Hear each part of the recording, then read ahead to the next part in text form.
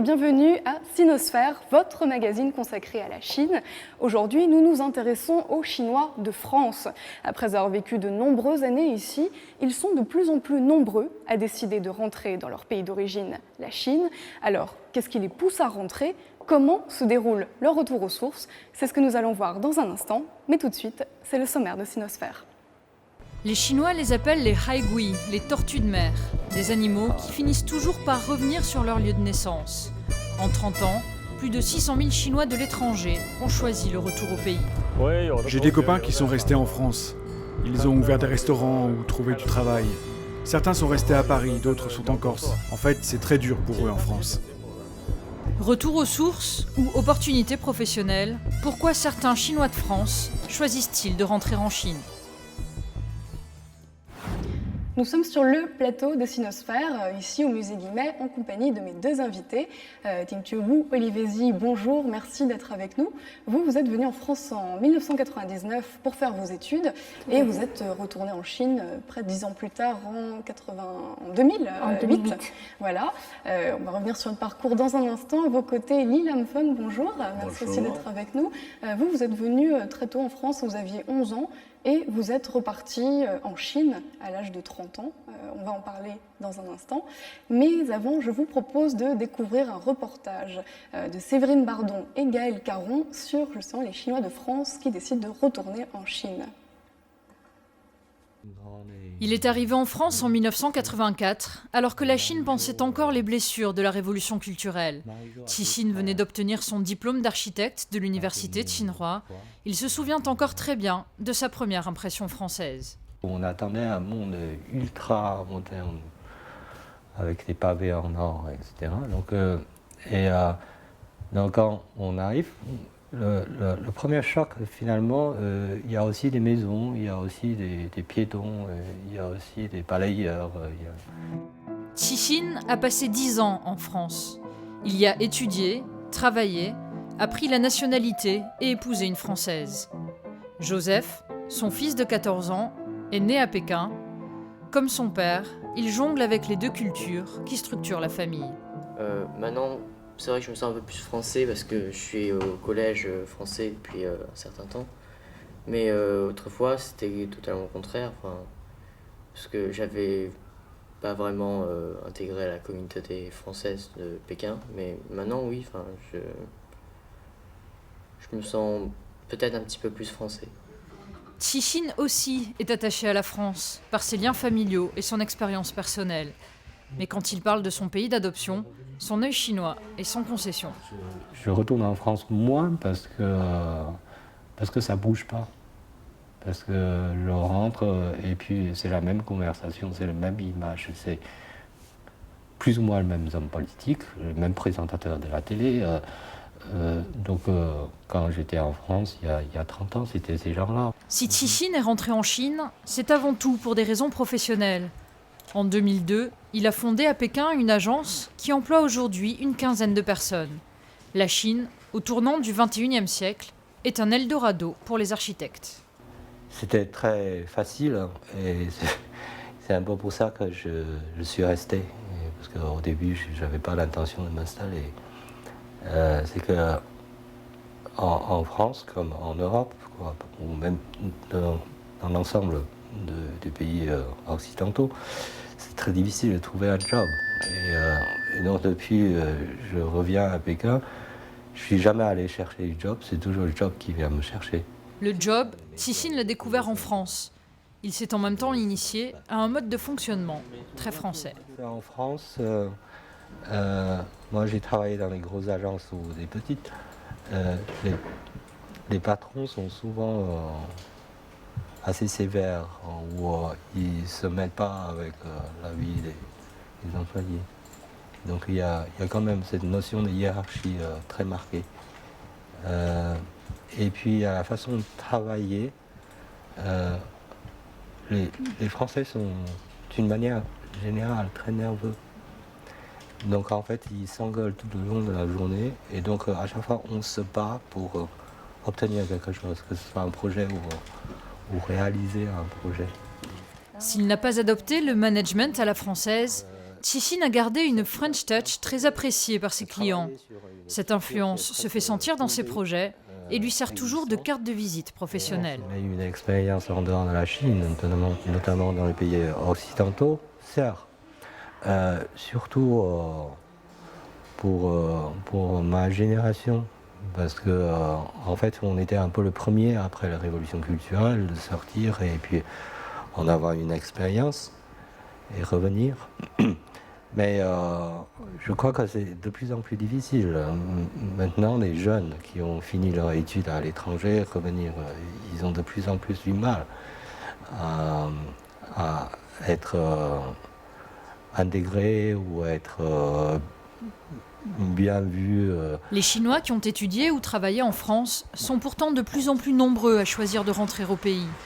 Liu Yang, lui, a étudié en Auvergne et en Corse. Il en est revenu avec une compétence très française. J'étais ancien étudiant en France et j'ai vécu 6 ans en France. J'ai appris le management, mais finalement j'ai tombé dans le fromage. J'ai appris la fabrication de fromage et puis je suis rentré en Chine l'année 2007 et j'ai ouvert la première fromagerie artisanale française à Pékin. En Chine, personne ne connaissait le fromage français. Avant de travailler ici, les collaborateurs de Liu Yang étaient femmes de ménage ou employés d'usine. Mais si je le sors maintenant, il va être tout mouillé. C'est pas grave s'il est un peu humide. Liu Yang a su créer la demande. Il produit désormais jusqu'à 80 kg de fromage par semaine et se permet même quelques innovations. Pyramide et bûchette. Et ça c'est un nouveau fromage que je viens de créer. Je l'appelle la tendre Nion. Aujourd'hui, ces fromages alimentent les buffets des expatriés pékinois. Entre fierté et nostalgie, Liu Yang tire le bilan de ses années françaises. J'ai toujours quelques amis de Corse qui me contactent régulièrement. Je pense qu'ils sont contents de moi. Quand même, je suis le premier fromager qui fait le fromage artisanal français en Chine. Donc, Davantage d'opportunités professionnelles, une société plus familière et plus dynamique. Aujourd'hui, près de 90% des Chinois qui étudient à l'étranger prévoient de rentrer travailler en Chine. Alors, Dingzhewu Olivesi, vous aussi, comme dans le reportage, on l'a vu, vous avez décidé de retourner en Chine. Vous pouvez nous expliquer pourquoi?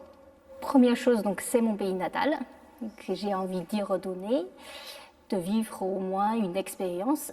Et deuxième chose, c'est que mon mari, il est français, mais il est toujours intéressé par la culture asiatique. Donc, la preuve, c'est qu'il parle un peu mandarin. Et troisième point, c'est que la Chine, depuis que je suis en France, devient le sujet d'actualité en France. Tout le monde dit que voilà, tout ça bouge beaucoup en Chine. Pardon. Donc, professionnellement, c'est une valeur ajoutée pour notre CV. Donc, c'est pour ça qu'on y pensait énormément, on y pensait depuis longtemps. Et en 2008, quand l'occasion professionnelle s'est présentée, on n'a pas hésité. Donc, on a demandé, mon mari a eu une mutation en Chine. Et de mon côté, j'ai demandé à mon entreprise d'avoir une mutation interne. Et ils ont accepté. Donc, vous êtes retourné en Chine. Voilà. Et vous aussi, Li Lamfang, ça faisait longtemps que vous aviez envie de retourner dans votre pays? Oui, disons que l'envie s'est renforcée au moment où il y a un boom économique en Chine. Il faut savoir que ma famille est de la diaspora chinoise qui fait des va-et-vient entre la Chine et le dehors de la Chine depuis 3 générations. Donc on porte en nous la Chine quelque part au fond de nous-mêmes. Et quand il y a un boom économique, on se dit il y a un coup à faire. Donc ça, c'était la première motivation, une motivation professionnelle. Donc elle a une raison professionnelle et puis un coup de cœur, l'envie de retourner chez vous. Voilà, et puis deuxièmement, le fait de porter la Chine au fond de soi-même, on est intéressé par la Chine pour de vivre une expérience chinoise. Et puis aussi, je me disais, il y a 700 millions de femmes en Chine, je voudrais bien trouver une femme bien comme il faut là-bas. Voilà, ça fait partie On des reviendra raisons. sur les couples dans un instant. Mais déjà, une première question, Dingju Olivesi, c'est comment s'est passé votre retour? C'était il y a plus 10 ans après votre départ en France. Est-ce que tout était à refaire? Disons que c'était pas facile. Professionnellement, c'est un environnement de travail différent qu'en France. Et moi, je suis partie quand j'étais étudiante, donc je n'ai jamais vraiment travaillé en Chine. Donc c'est à refaire, comme vous dites. Et côté pour mon mari, côté privé, c'est la même chose, enfin c'est même pire, parce qu'il est français, il n'a jamais vraiment travaillé en Chine. Donc même il a voyagé en Chine, il a eu des déplacements professionnels en Chine, mais ce n'est pas pareil quand on s'installe vraiment en Chine. Donc c'était pas évident le début. Mais nous, on a de la chance d'avoir le soutien de la famille. Vous aviez encore de la famille qui était restée en Chine? Oui, mes parents sont en Chine. Donc ils vous ont soutenu rien que pour la garde des enfants. Donc c'était, en fait, on a eu le soutien de la famille. Et la famille, donc c'était une chance pour nous finalement. Donc on s'en est bien sortis. Et la preuve, c'est qu'on voulait rester plus longtemps, mais malheureusement, c'était pas possible professionnellement.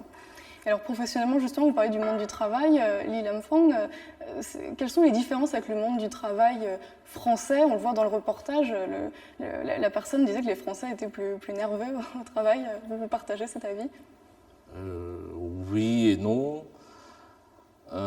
Disons que les différences d'environnement professionnel, moi je les attribuerais pas tellement à des différences culturelles. Il y en a, mais c'est pas ce qui domine le plus.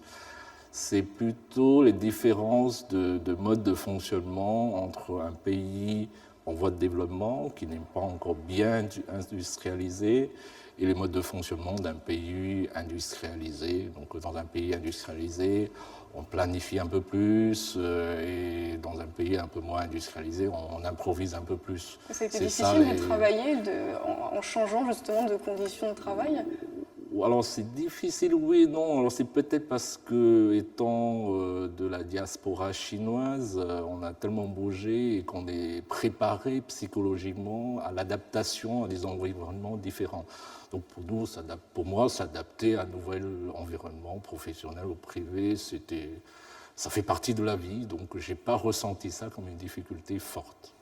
Et Dingju Olivesi, au niveau de l'intégration, comment est-ce que les autres Chinois qui, eux, pour le coup, ne sont jamais partis à l'étranger, vous percevez, vous?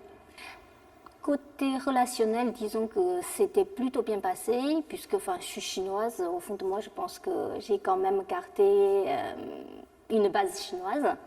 Donc on n'a pas eu déjà la première chose, la barrière de langue avec mes collègues, et puis le fait de travailler, rester sur le profil pas, ça aide aussi. Donc ça n'a pas été très difficile de ce point-là, en plus sachant que l'expérience française, c'était plutôt un atout.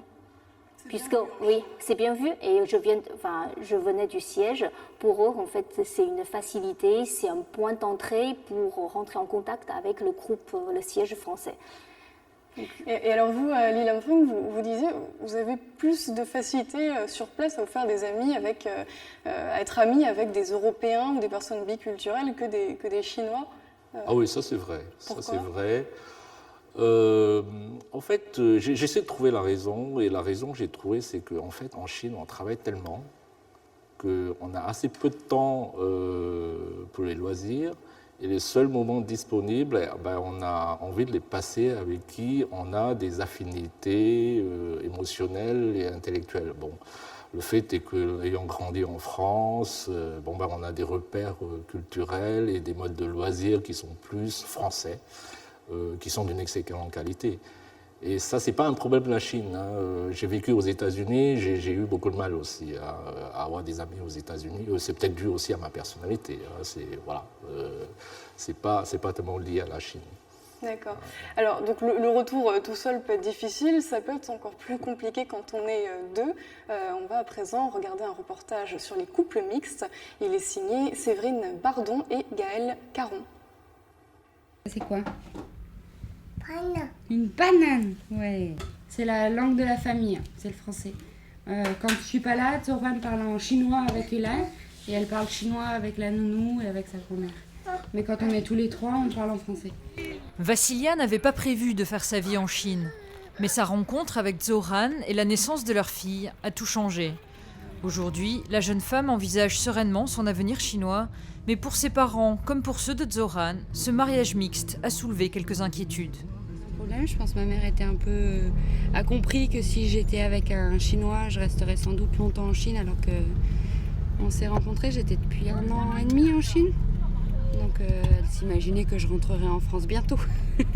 Donc je pense que ça a été le plus dur, je pense. Mes parents, ils sont d'accord. Ils sont pas contre. Le week-end, Vassilia et son mari profitent des loisirs pékinois. Aujourd'hui, ils ont rendez-vous au zoo avec un couple d'amis, mixtes eux aussi. Les deux familles organisent régulièrement des sorties en commun. Tous les 15 jours, 3 semaines, minimum une fois par mois. Parce qu'on a les mêmes problèmes. On a un mélange de cultures à gérer, quoi. Donc c'est bien de pouvoir aussi comparer avec d'autres cas qui sont dans la même situation que nous. Car la différence culturelle se fait parfois sentir dans le couple. C'est notamment le cas pour l'éducation des enfants ou dans le choix du pays de référence. Pierre et Mia se sont rencontrés au Canada. L'installation en Chine a modifié l'équilibre du couple. Et pour Mia, ce qui a été le plus évident, c'est qu'elle était beaucoup plus à l'aise et que c'est comme un poisson dans l'eau, quoi.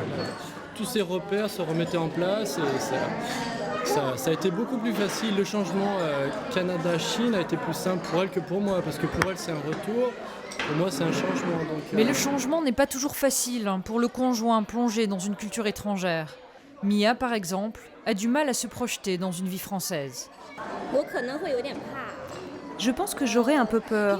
J'ai l'impression que la société française n'est pas aussi ouverte que la Chine d'aujourd'hui. En Chine, les couples mixtes sont de plus en plus nombreux. Dans la seule ville de Shanghai, 300 mariages franco-chinois sont célébrés tous les ans. Alors, Dingje, vous, Olivesi, je me tourne vers vous. On vient de voir un reportage sur les couples mixtes. Vous-même, vous êtes un couple mixte avec votre époux français. Est-ce que c'est difficile aussi de vivre en Chine en couple mixte? Disons non, pas à Shanghai. Nous, on était à Shanghai, et Shanghai, c'est une ville très internationale. Et comme disait dans le reportage, il y a beaucoup de couples franco-chinois, enfin, le couple mixte à Shanghai. Donc, de ce point de vue, non. Est-ce que, comme dans le reportage, vous aviez tendance à sortir avec d'autres couples mixtes ou avec des couples chinois indifféremment? Oui, parce qu'on a les mêmes problématiques, les mêmes points d'intérêt. Donc oui, on a tendance à sortir ensemble, et en plus surtout avec les couples avec des enfants. Alors, je me tourne vers vous, Li Lamfeng, parce que donc, vous êtes partie en Chine pour trouver une femme chinoise. Qu'est-ce que vous pensez des couples mixtes, déjà, peut-être, premier point? Qu'est-ce que je pense des couples mixtes? Je pense que c'est bien. Moi-même, je suis en couple mixte, mais pas de la même manière, un peu particulier. Donc ma femme étant un peu biculturelle comme moi, donc chacun de nous porte une moitié de la Chine et de la France. Je pense que si les gens sont ensemble pour des raisons fortes, donc c'est une bonne chose. Mais vous, personnellement, vous disiez que vous étiez venu en Chine pour trouver une femme chinoise. Vous avez pourtant grandi en France. Ça ne vous intéressait pas forcément d'être avec une Française, par exemple? Ça ne m'intéressait pas, ou peut-être l'opportunité ne s'est pas présentée, mais ceci dit, effectivement, probablement, dans mon imaginaire intérieur, la femme avec qui je fonderai une famille est une femme qui a une tête chinoise. Probablement, il y a ça au fond de moi-même. Et alors vous, Dingje ou Olivesi, c'est parfois compliqué d'avoir un époux occidental. Comment vos proches, votre famille ont réagi? Ma famille a bien réagi. Disons, côté mon père, c'est un grand voyageur, donc il a toujours beaucoup voyagé. Côté ma mère, elle a eu un peu plus de difficultés à l'accepter, en craignant en fait la différence culturelle, comment un occidental traite un mariage, est-ce qu'il qui pensent la même chose que les Chinois. Donc de ce côté-là, elle avait posé des questions et finalement, en fait, ils se sont bien entendus et ça se passe très très bien. Et là maintenant, on a des enfants. Quand on est un couple mixte, je pense on oublie ce côté de nationalité. On pense que c'est la personne de notre vie, c'est la moitié de notre vie, et point. On oublie ce côté un peu culturel. Après, effectivement, il y a sur les points de détail, sur l'éducation des enfants, comment... Justement, les enfants, vous aviez déjà un enfant lorsque vous êtes retourné en Chine avec votre mari. Quelle est la différence entre élever un enfant en France, dans un pays européen, et en Chine? Vous avez remarqué une différence? Oui, tout à fait. Il y a beaucoup de différences. En France, disons que mon fils, il passe inaperçu dans la rue. Et en Chine, c'était la star, parce que c'est un enfant mixte. Donc c'est bien vu d'être un enfant mixte en Chine? C'est bien vu, il y a le côté curiosité. Et en même temps, je ne suis pas sûre qu'il sera considéré comme un Chinois, comme moi, puisqu'il est mixte, il n'est pas tout à fait chinois. Et alors, élever son enfant en Chine, c'est simple, c'est compliqué, c'est différent? C'est plus compliqué, je trouve. En Chine, il y a la pression sociale et il y a aussi la longue étude à faire en Chine, toute la pression sur les enfants. Donc il faut que ce soit un enfant parfait, puisque dans chaque famille, on n'a qu'un enfant. Donc tout le monde veut que cet enfant soit parfait. Donc on met le maximum de notre capacité sur l'éducation des enfants. Et en France, je trouve que c'est côté plus naturel, on laisse plus les enfants jouer, se développer comme ils veulent, entre guillemets. Et donc ce côté-là, en Chine, c'est plus difficile. Alors justement, vous êtes finalement retourné en France, vous aussi, Li Lemfeng. Alors c'est intéressant, après être rentré en Chine, vous revenez en France, pourquoi? Deux raisons, je pense que c'est les raisons partagées par pas mal de mes amis, c'est que finalement la qualité de vie en France nous manque énormément. Et chaque fois quand il y a une opportunité professionnelle qui permet de revenir en France, on essaie de saisir l'occasion. Et ça a été mon cas, donc je pouvais revenir en France. Et parce que j'étais fonctionnaire, je pouvais rejoindre la fonction publique. Ça a facilité le retour. Et alors, est-ce qu'il y a eu un nouveau choc culturel à votre retour en France? C'était quand même 10 ans après être allé en Chine? Pas tellement, parce que j'avais vraiment envie de retrouver la qualité de vie en France, les modes de loisirs, les échanges interminables avec les amis. Ça, avec les Chinois, c'était pas possible? On n'a pas le temps. La Chine, c'est un pays très dur. Tout le monde doit beaucoup travailler à cause de la compétition qui est très forte. Vous êtes d'accord, Ding Juhu Olivesi, c'est plus dur finalement comme mode de vie en Chine? L'environnement de travail est plus difficile. Il faut aller vite. Effectivement, il faut aller vite. Mais à côté de ça, je pense qu'on peut avoir une bonne qualité de vie en Chine. C'est la raison pour laquelle on ne voulait pas, en fait. On voulait rester un peu plus longtemps que prévu. Et alors, justement, pour conclure, est-ce que tous les deux vous projetez de repartir un jour, vous réinstaller en Chine? Pour ma part, on hésite. Si l'occasion se représente, on n'hésitera pas. Vous retournerez en Chine? Oui. Et vous, Li Lemfeng? Il n'y a pas de recherche forte, mais s'il y a une belle opportunité professionnelle, pourquoi pas. On en reparlera peut-être dans une autre émission. Merci en tout cas à tous les deux d'être venus avec nous. Voilà, c'est la fin de Sinosphère. Merci à vous qui nous avez suivis. Merci au Musée Guimet qui nous a accueillis et on se retrouve dans 15 jours.